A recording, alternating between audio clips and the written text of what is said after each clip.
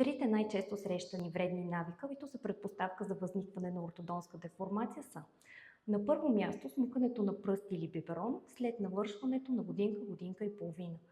Второ, дишането с отворена уста. И трето, неправилното преглъщане. Смукането на пръст или биберон, както и неправилното преглъщане, водят до избутване на горните и долните предни зъби напред, което може дори в някои случаи да доведе до възникване на разстояние между горните и долните предни зъби. Знаете ли, че езикът оказва налягане всеки път, когато преглъщаме върху зъбите, около 300 или 500 грама? При различните деца е различно.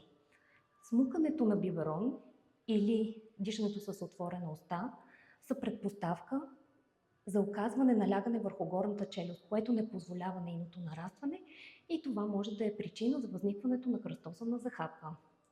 Смята се, че ако до 3 години и половина имаме вреден навик, който бъде отстранен, дори да е предизвикал ортодонска деформация, с растежа на детето тя ще бъде самокоригирана и няма да бъде необходимо провеждането на ортодонско лечение.